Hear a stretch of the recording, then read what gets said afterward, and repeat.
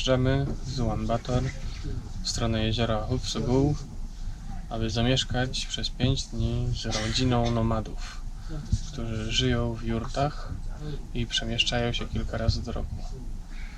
Będziemy im pomagać 4 godziny dziennie w zamian za jedzenie i spanie. Co prawda musimy do tego dopłacić około 12 do 13 zł za noc, ale i tak jest to najtańsza opcja i najbardziej ciekawa. Pytanie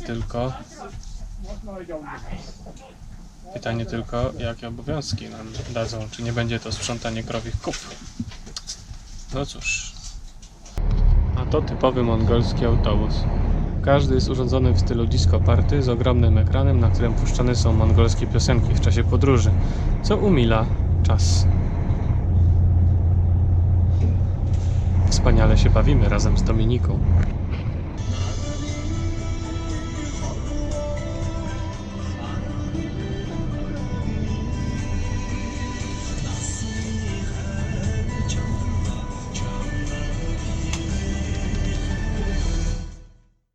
Dotarliśmy do miejsca przeznaczenia. Tutaj nocujemy. Mamy na razie prywatną jurtę i czekamy na szefa, który opowie nam o naszych obowiązkach. Jak dużo krowiego łajna będziemy musieli uprzątnąć. To jest zadanie dla nas. Tak prezentuje się nasze obecne schronienie. Z tyłu normalny guest house, który w jakiś sposób współpracuje chyba z tą rodziną, której mamy pomagać. Podwórko. W tle kible. Zajrzyjmy do naszej jurty. Aj, typowo. 5 łóżek, w środku piec typu koza. Mamy stół, elektryczność, nawet jakiś elektryczny nagrzewacz, podgrzewacz, grzejnik. Po kilku godzinach oczekiwania przyjechał po nas samochód i wylądowaliśmy w takim oto miejscu. To jest nasza chata.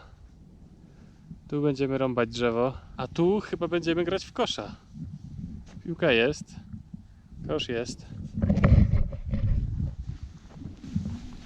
Na razie starszych państwa dowodzących w tym domostwie nie ma, dlatego udajemy się na super hiking na mountain, czyli wdrapywanie się na górę po polsku. Zobaczymy widok na jezioro, dla którego właściwie tu przyjechaliśmy, a na razie go jeszcze nie widzieliśmy. Nie wiem, kiedy zaczniemy sprzątać krowie kupy, ale pewnie już niedługo.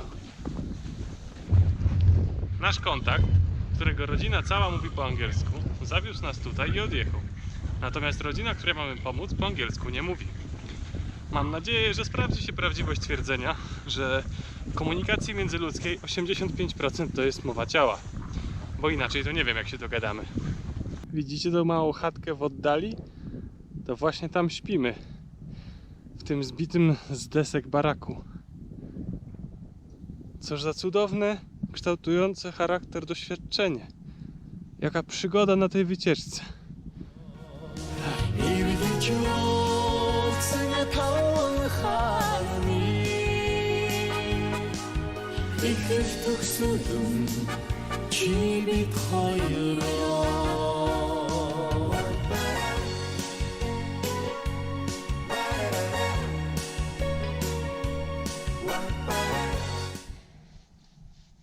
A do Bartek, do Ijaka.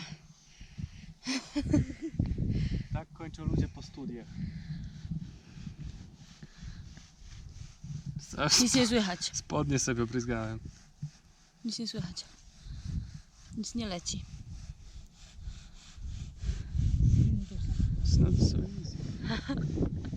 Tak od góry?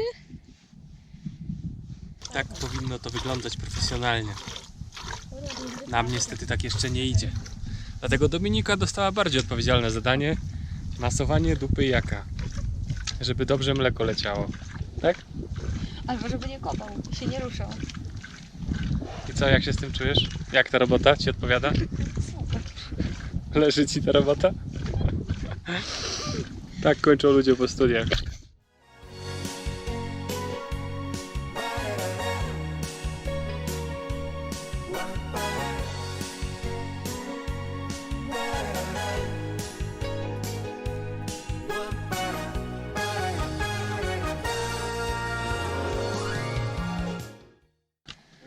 Oto efekt naszej pracy.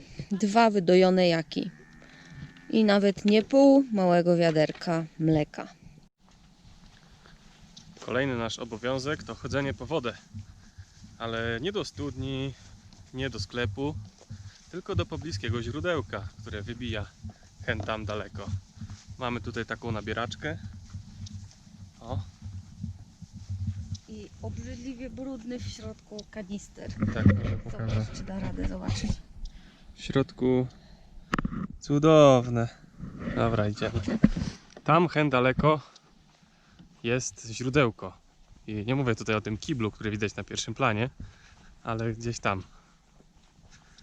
I w tamtą stronę się udamy.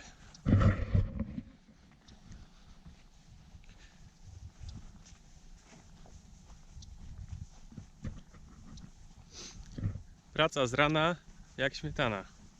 A tu możecie zobaczyć kibel. Czyli w sumie dziurę w ziemi z deskami. Wysokość stanę, żeby było widać. Wysokość osłaniających mnie desek jest taka. A to nic nie osłania tak naprawdę. No.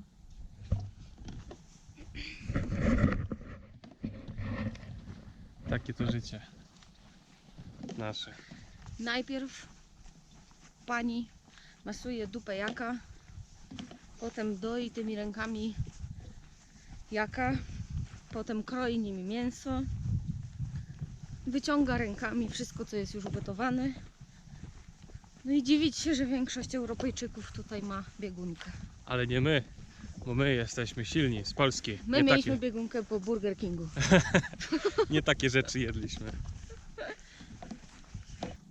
Codziennie rano trzeba napalić w piecu, wydoić jaki, potem nakarmić kozę, zagotować mleko z wydojonych jaków, przynieść wodę, nakroić mięso i ugotować obiad. Potem znowu wydoić jaki, zagotować mleko z jaków, nakarmić kozę, napalić w piecu i iść spać. Woda nabrana. Teraz wracamy do naszej chatki. Bartek dzisiaj musiał spać na podłodze. Ja na łóżku z drewna, które było za krótkie o wiele i miało wiele wybojów. Bartek teraz pokazuje mongolski chód. Tak naprawdę tak nie chodzi, tylko tak ściemnia.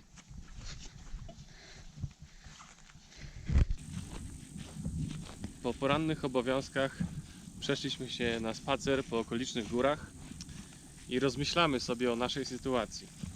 I doszliśmy do wniosku, że w sumie to trochę nam jest głupio, bo czujemy się jak tacy bogaci turyści, którzy płacą hajs za to, żeby zobaczyć biedę. No i niespecjalnie dobrze się z tym czujemy.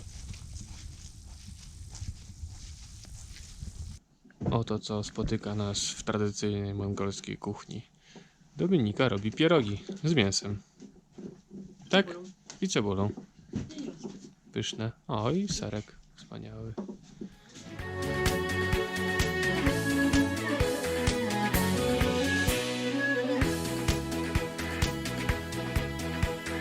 우리 살아가다 객게 내로 야머도 줄매그대 웃으니 은근 사동으로 촌니 신는 덧다르나 어떤 자다가 저 호르다닥 아치난 신진 대위에다사 오야 칭일던 덧도만 당원한 굴리기 ем보게래.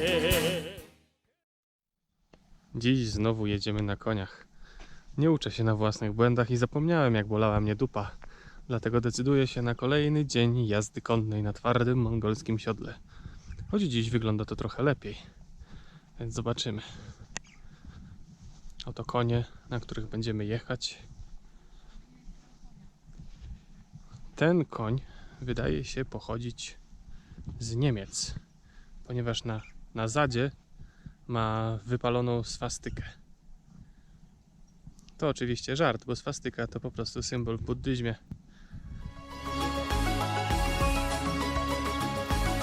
부득이 돌아 나르는 늦은 같으나 구름 타다가 습새는 나도 입새네 색승하니 더른 고도고도 버증 술대고 지금 험로스건 뒤집었으나 머르크네 돌아가고 호тгэ티 후르등 아지나 고두고두 멍거든 힘으로고 호비드가 안토스는 자르거든 안쓰는 샤르거든 하다가고 샹스트 후드가고 샤르거든 걸라고 들어 숲도 타마가 슝슝도 호тгэ티 후르다고 호тгэ티 후르등 아지나 고두고두 멍거든 힘으로고 호비드가 안토스는 자르거든 안쓰는 샤르거든 하다가고 샹스트 후드가고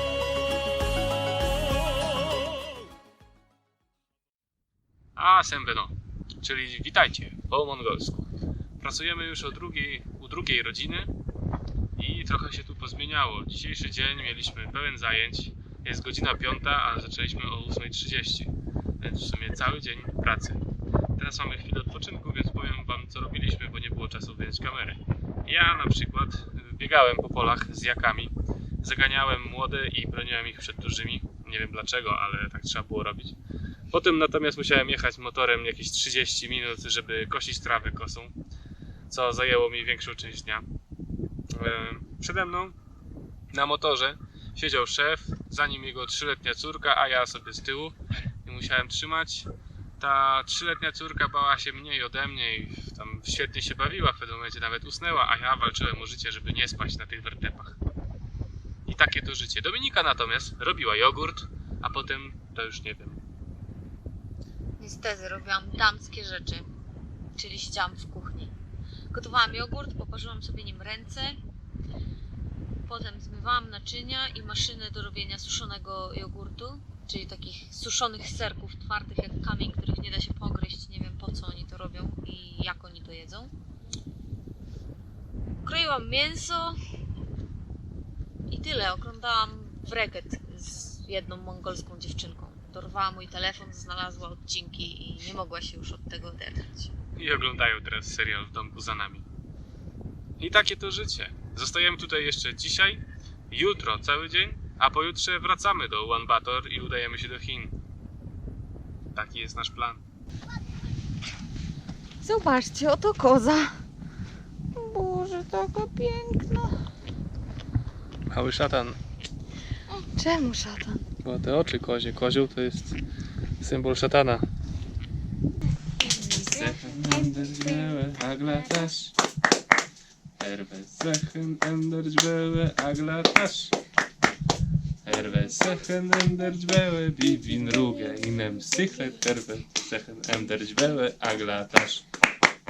Yeah.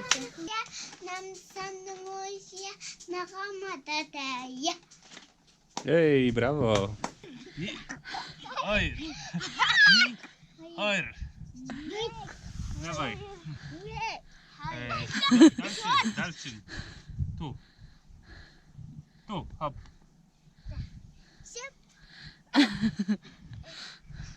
Dik. Hayır. Dik. Hayır. Aha. Hayır. Ne? Hayır. Ne?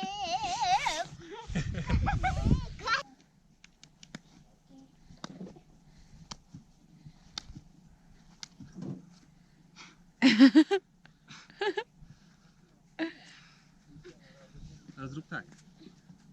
Tu.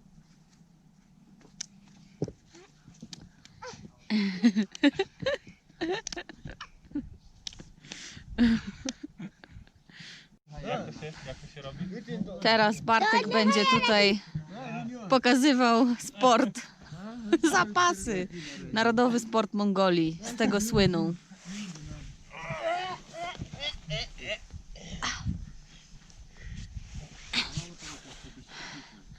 Kto wygra?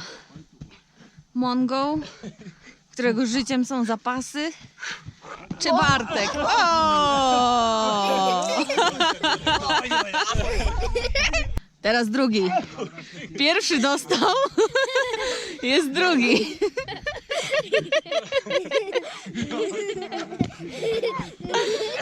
O, i teraz Bartek będzie przewrócony. I to trzeci. zawodnik próbuje walczyć z Bartkiem.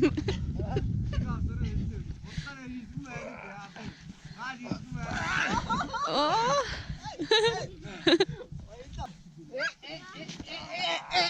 O, uwaga na drewniane kołki z tyłu.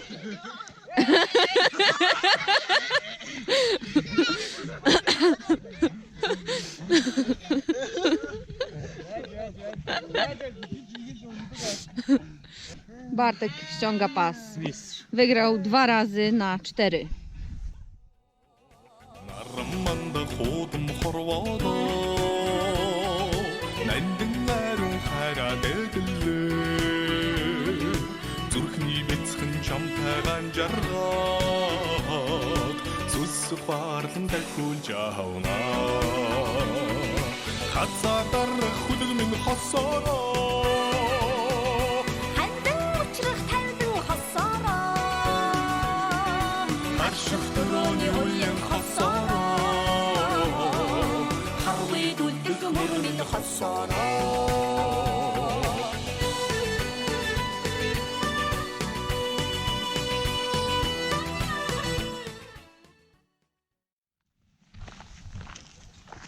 Opuściliśmy naszą rodzinkę. Zakończyliśmy tym samym 5-dniowy tydzień pracy na farmie mongolskiej. No i wracamy do Ulaanbaatar. Właśnie czekamy na autobus w Katgal, w okolicznej wiosce. Ja zdobyłem 3. miejsce w mistrzostwach wsi Katgal w zapasach, pokonując jednego Mongoła 2 razy. Z 2 przegrałem, wobec czego zmotywowany tym sukcesem myślę, że jeśli pojedziemy do Chin i uda się zawadzić o Japonię, to spróbuję swoich sił w sumo. Tym samym kończymy nasz miesiąc pobytu w Mongolii i jednogłośnie stwierdzamy, że jest to trochę za mało, żeby zwiedzić cały ten kraj. My byliśmy tylko na Gobi i w Mongolii Centralnej oraz troszkę na północy nad tym jeziorem Hupsugu. Ale żeby być tutaj więcej, 2 miesiące lub 3, to trzeba naprawdę lubić przetwory mleczne z jaka i kozie mięso. Niestety my do tych smakoszy nie należymy, dlatego już przyznamy szczerze, że nie możemy się doczekać chińskiego jedzenia. Ale polecamy pracę. Tak, przyjemne doświadczenie.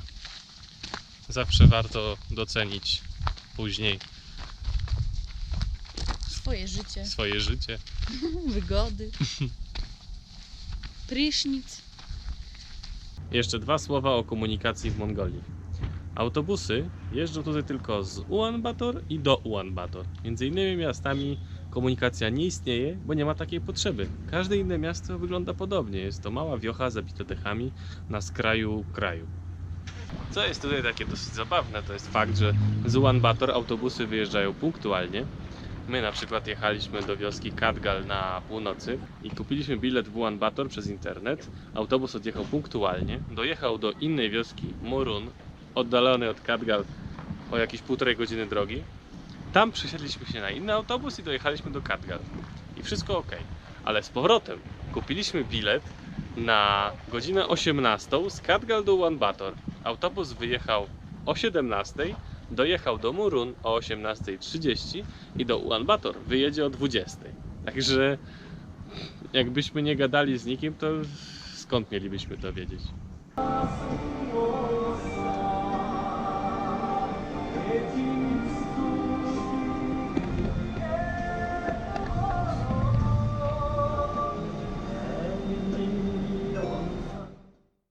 Mongolskie wnętrze pociągu do spania. Niby nic nowego, ale zaraz przy wejściu po prawej pierwsze zaskoczenie.